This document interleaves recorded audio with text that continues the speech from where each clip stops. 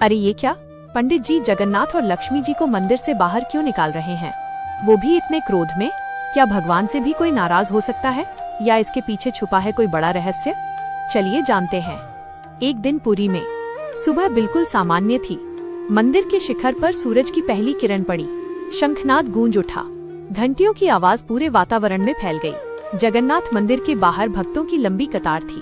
किसी के हाथ में फूल थे, किसी के हाथ में प्रसाद, हर चेहरे पर श्रद्धा थी। लेकिन उसी सुबह मंदिर के गर्भगृह में कुछ असामान्य होने वाला था। जगन्नाथ और लक्ष्मी शांत भाव से विराजमान थे, दीपक जल रहे थे, चंदन की सुगंध फैली हुई थी और सामने खड़े थे पंडित जी, चेहरा तनाव से भरा हुआ, आंखों में वर्षों का जमा हुआ संदेह, मन में एक अजीब सी बेचैनी। उन्होंने धीमी आवाज में कहा, हर दिन लोग चमत्कार की बातें करते हैं, लेकिन मैंने अपनी आंखों से कभी कुछ नहीं देखा।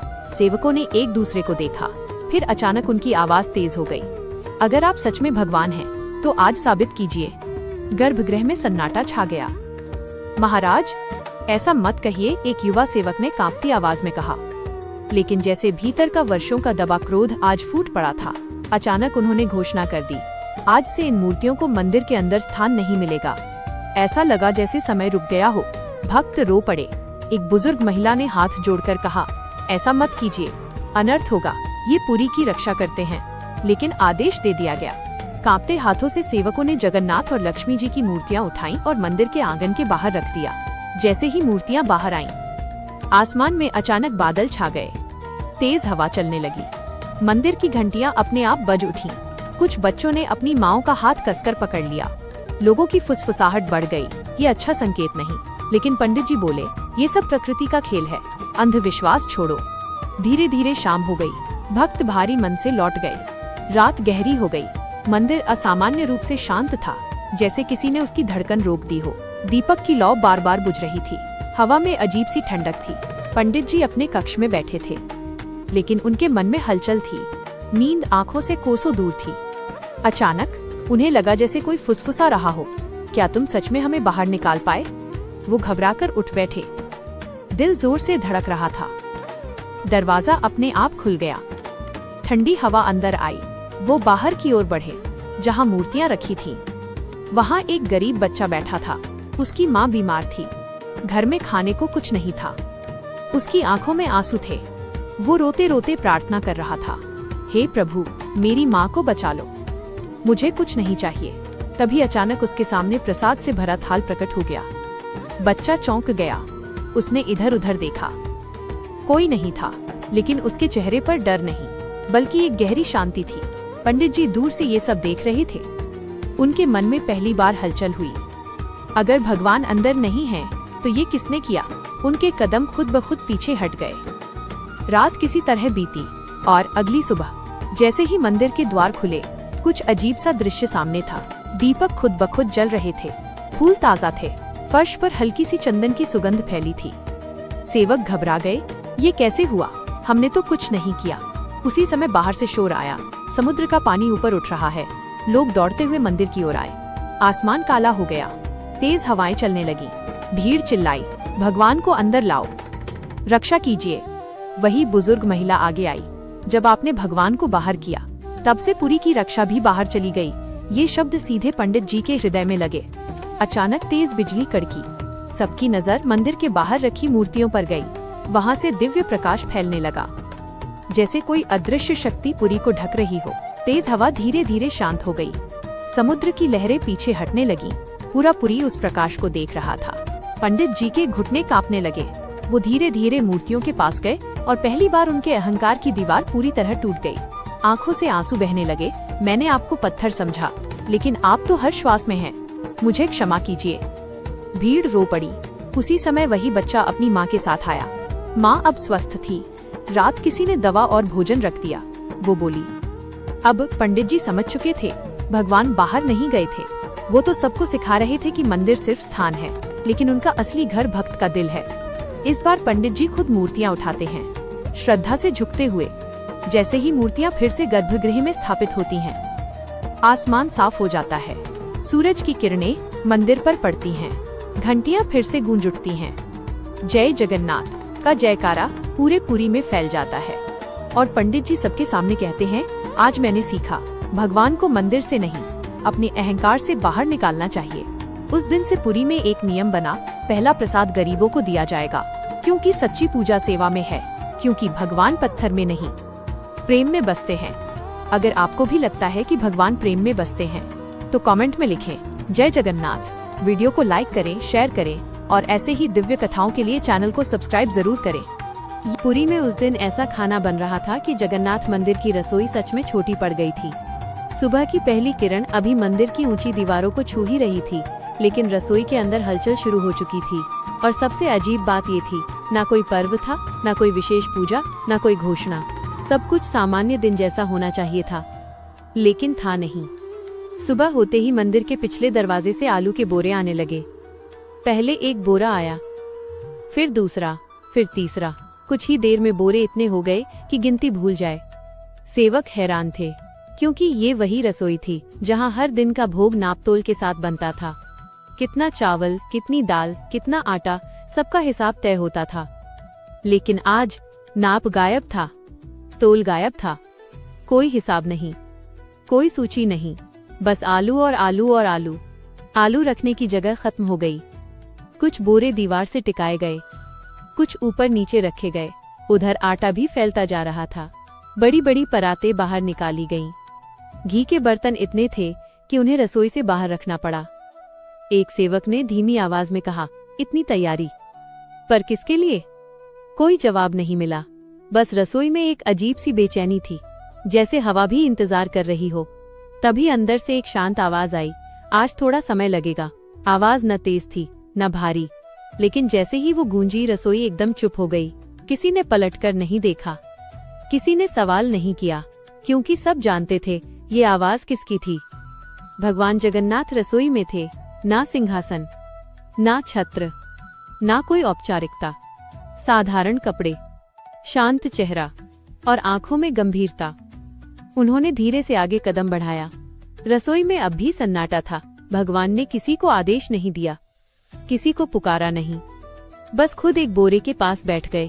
उन्होंने आलू का पहला बोरा खोला, एक आलू हाथ में लिया, उसे ध्यान से देखा, जैसे उस दिन की पूरी योजना उसी में छिपी हो। फिर दोनों हाथों से आलू उठाकर बड़े भगोने में डालने लगे। धीरे धीरे, बिना जल्दबाजी के, भगोना भर गया, पानी भरा गया, चूल्हा जलाया गया। आग की लौ पहले हल्की थी, फिर धीरे धीरे तेज हुई। कुछ ही देर में पानी गर्म हुआ, छोटे बुलबुले उठे, फिर उबाल आ गया। भाप ऊपर उठी और रसोई की छत से टकराई। सेवक एक दूसरे को देख रहे थे, किसी की हिम्मत नहीं हुई कुछ पूछने की। जब आलू पक गए, भगवान ने खुद उन्हें बाहर निकाला। गरम थे, भाप निकल रही थी, लेकिन उन्होंने इंतजार नहीं किया। धीरे धीरे छीलना शुरू किया। एक आलू, फिर दूसरा, फिर तीसरा। हर आलू पूरी सावधानी से छिला गया। रसोई में अब सिर्फ दो आवाजें थीं, उबलते पानी की और छिलते आलूओं की। वक्त जैसे धीमा हो गया था। जब सारे आलू छिल गए, भगवान ने उन्हें एक बड़े पात्र में इकट्ठा किया। अब अगला कदम था स्वाद देना। मसाले मंगवाए नहीं गए, भगवान खुद उठे। नमक लिया, हल्दी ली, जीरा लिया, धनिया लिया। हर मसाला सही मात्रा में डाला गया। फिर उन्होंने हाथों से आलू मसलना शुरू किया। धीरे धीरे आलू पेस्ट में बदल गए। खुशबू फैलने लगी, पहले रसोई में, फिर आंगन में, फिर मंदिर के गलियारों में। अब उन्होंने आटे की ओर देखा। परात में आटा डाला गया, पानी मिलाया गया। भगवान ने हाथ डाले, आटा गूंथना शुरू किया। कुछ देर बाद उन्होंने शांत स्वर में कहा, और डालो। आटा और डाला गया। अब वो दोनों हाथों से गूंथ रहे थे। धीरे धीरे, धैर्य से आटा मुलायम होता गया। सेवक समझ नहीं पा रहे थे इतना सारा आटा किसके लिए। फिर भगवान ने उस पूरे आटे से सिर्फ एक बड़ी लोई बनाई।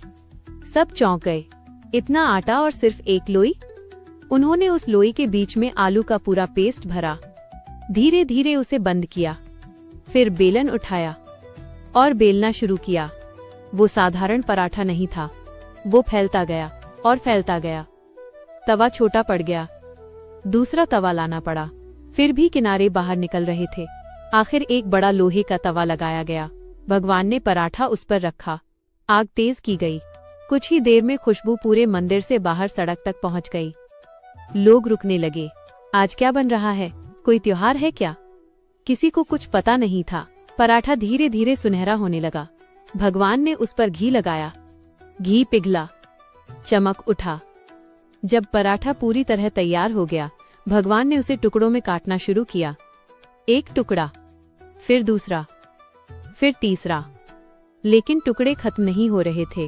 जितना काटते उतने बनते जाते। अब समझ आया, ये साधारण खाना नहीं था। भगवान खुद रसोई से बाहर निकले। पहला टुकड़ा एक बुजुर्ग महिला को दिया, दूसरा एक छोटे बच्चे को, तीसरा एक मजदूर को। हर किसी को अपने हाथ से दिया, आंखों में देखकर, मुस्कुराकर। कोई धक्का नहीं, कोई शोर नहीं, बस शांति। लोग खाते गए। पराठा खत्म नहीं हुआ। धीरे धीरे भीड़ कम हुई। अब सिर्फ एक आखिरी टुकड़ा बचा। भगवान ने इधर उधर देखा, फिर उस सेवक को बुलाया जो सुबह से भूखा खड़ा था लेकिन सेवा छोड़कर कहीं नहीं गया। भगवान ने वो आखिरी टुकड़ा उसके हाथ में रखा। सेवक के हाथ कांप रहे थे, आंखों में आंसू भर आए। वो झुक गया और धीमी आवाज में बोला, प्रभु, मैं इसके योग्य नहीं हूँ। भगवान मुस्कुराए। वो मुस्कान किसी शब्द से बड़ी थी।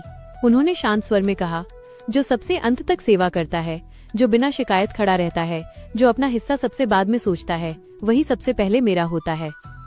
रसोई में खड़े हर व्यक्ति की आंखें नम थीं। कुछ ने सिर झुका लिया, कुछ चुपचाप रो पड़े, क्योंकि उस पल सबको एहसास हुआ, भगवान सिर्फ मंदिर में नहीं, सेवा में रहते हैं। फिर भगवान ने धीरे से कहा, भोग का अर्थ सिर्फ भोजन नहीं, भोग का अर्थ है कोई भूखा न रहे। जब तक एक भी व्यक्ति भूखा है, तब तक पूजा अधूरी है। उस दिन किसी ने आसमान में रोशनी नहीं देखी, कोई शंख नहीं बजा, कोई बड़ी घोषणा नहीं हुई, लेकिन सबके भीतर कुछ बदल गया। लोग जब मंदिर से बाहर निकले तो उनके हाथ खाली थे, लेकिन दिल भरे हुए थे। और पुरी की उस सुबह रसोई सच में छोटी नहीं पड़ी थी। छोटे तो हम थे जो प्रेम की विशालता समझ नहीं पाए थे। भगवान ने उस दिन सिर्फ पराठा नहीं बनाया था, उन्होंने हमें सिखाया था, सेवा सबसे बड़ी पूजा है, करुणा सबसे बड़ा चमत्कार है, और प्रेम सबसे बड़ा प्रसाद है। अगर ये कथा तुम्हारे दिल को छू गई है तो इसे अपने तक मत रखो, इसे आगे बढ़ाओ, किसी एक व्यक्ति तक जरूर पहुंचाओ। कमेंट में लिखो, सेवा ही सबसे बड़ी पूजा है। वीडियो को लाइक करो ताकि ये संदेश और लोगों तक पहुंचे। शेयर करो ताकि कोई भूखा दिल भी ये सुन सके। और चैनल को सब्सक्राइब करना मत भूलना, क्योंकि यहाँ हर कहानी सिर्फ सुनाने के लिए नहीं, महसूस कराने के लिए होती है। क्योंकि भगवान की सीख तभी पूरी होती है जब वो एक दिल से दूसरे दिल तक पहुँचती है। आज पुरी में रथ यात्रा का दिन है। शंख बज रहे हैं, घंटियां गूंज रही हैं, लाखों भक्त सड़कों पर खड़े हैं। हर आंख बस एक ही दिशा देख रही है, भगवान जगन्नाथ का रथ। सब कुछ तैयार है, सेवक तैयार हैं, भक्त तैयार हैं, लेकिन रथ अब तक चला नहीं। लोग हैरान हैं। कोई कहता है, इतनी देर क्यों हो रही है? कोई डरते हुए पूछता है, क्या भगवान नाराज हैं? लेकिन असली वजह किसी को नहीं पता। अगर सच जानना है तो हमें थोड़ा पीछे चलना होगा। पुरी में रथ यात्रा एक ही दिन में शुरू नहीं होती। इसकी तैयारी कई महीने पहले शुरू हो जाती है। जंगलों से लकड़ी आती है, सेवक दिन रात मेहनत करते हैं। हर कील, हर पहिया पूरी श्रद्धा से लगाया जाता है, क्योंकि ये रथ सिर्फ भगवान का नहीं, भक्तों की आस्था का होता है। उसी तैयारी के दिनों में एक गरीब भक्त भी था। साधारण कपड़े, चेहरे पर शांति और दिल में बस एक ही इच्छा, भगवान की सेवा। वो आगे बढ़ा लकड़ी उठाने के लिए। तभी एक सेवक ने उसे रोक दिया। तुम यहाँ नहीं। आवाज सख्त थी। भक्त ने झुककर कहा, मैं बस मदद करना चाहता हूँ। दूसरा सेवक बोला, हर कोई हर सेवा नहीं कर सकता। भक्त चुप हो गया। उसने बहस नहीं की, कोई शिकायत नहीं की, बस सिर झुका लिया। ये घटना रथ यात्रा से कई दिन पहले की थी, लेकिन भक्ति में लगी चोट दिन नहीं देखती। उसी समय रथशाला के भीतर भगवान जगन्नाथ अपने रथ को देख रहे थे। मुस्कुराकर बोले, इस बार रथ कुछ ज्यादा बड़ा लग रहा है। बलभद्र जी बोले, भक्त बढ़ गए हैं इसलिए। भगवान जगन्नाथ बोले, तो मेरा रथ थोड़ा आगे होना चाहिए। बलभद्र जी हल्के से मुस्कुराए, हर बार आगे, कभी बड़े भाई को भी सोच लो। हल्की सी हंसी रथशाला में गूंजी। तभी सुभद्रा जी की नजर दूर खड़े उसी भक्त पर पड़ी जिसे सेवा से रोका गया था। सुभद्रा जी धीरे से बोली, भक्ति कभी अमीर गरीब नहीं देखती। भगवान जगन्नाथ एकदम चुप हो गए। रथ यात्रा से एक रात पहले मंदिर में अजीब सी खामोशी थी। दीप जल रहे थे, हवा में प्रार्थनाओं की खुशबू थी। उसी समय माँ लक्ष्मी शांत कदमों से आईं। उन्होंने कहा, हर साल आप भक्तों के बीच जाते हैं और हर साल मैं यहीं रह जाती हूँ। भगवान कुछ बोलना चाहते थे पर रुक गए। माँ लक्ष्मी ने धीरे लेकिन साफ कहा, भक्तों से प्रेम अच्छा है पर घर की मर्यादा भी कुछ होती है। भगवान चुप रहे और फिर रथ यात्रा की मुख्य सुबह आई। वही सुबह जिसका इंतजार पूरी कर रही थी। घंटियां बजने लगीं, जयकारे गूंजने लगे। अब बस रथ चलना बाकी था। बलभद्र जी रस्सी के पास आए। सबको लगा अब यात्रा शुरू होगी, लेकिन बलभद्र जी रुक गए। उन्होंने रस्सी नहीं पकड़ी। पुरी में सन्नाटा छा गया। एक पुजारी बोला, प्रभु समय हो रहा है। बलभद्र जी धीरे लेकिन मजबूत आवाज में बोले, जहाँ भक्ति को रोका जाए वहाँ यात्रा कैसे हो सकती है। सबको लगा सब भूल चुके हैं, लेकिन भगवान कुछ नहीं भूलते। भगवान जगन्नाथ अकेले खड़े थे। मन में दुविधा थी। उन्होंने दूर देखा, वही गरीब भक्त, आंखें बंद, हाथ जुड़े हुए, कोई शिकायत नहीं। बलभद्र जी बोले, भगवान होना बड़ा है पर भक्त के सामने झुक जाना उससे भी बड़ा। सुभद्रा जी बोली, जिसने कुछ मांगा नहीं वही सबसे बड़ा भक्त होता है। माँ लक्ष्मी ने कहा, भक्तों का प्रेम और परिवार की मर्यादा साथ चले तभी यात्रा पूरी होती है। भगवान जगन्नाथ की आंखें भर आईं। भगवान उस भक्त के पास पहुंचे, धीरे से बोले, तुमने कुछ नहीं मांगा फिर भी मुझे बहुत कुछ दे दिया। भगवान झुक गए और कहा, आज से भक्ति की कोई जाति नहीं, कोई ऊंच नीच नहीं। जो प्रेम से आएगा वही मेरा है। पुरी में जैसे सांस लौट आई। बलभद्र जी ने रस्सी पकड़ी। सुभद्रा जी मुस्कुराईं। माँ लक्ष्मी ने आशीर्वाद दिया और फिर रथ हिला। पहली बार। जय जगन्नाथ। रथ आगे बढ़ा। पुरी की गलियां भक्ति से भर गईं। रथ यात्रा सिर्फ एक परंपरा नहीं, ये याद दिलाती है, भगवान ऊंचाई पर नहीं, भक्ति के सामने खड़े होते हैं। अगर ये कथा आपके दिल तक पहुंची हो तो कमेंट में जय जगन्नाथ जरूर लिखिए और ऐसी ही भक्ति से भरी कथाओं के लिए चैनल को सब्सक्राइब करना मत भूलिए।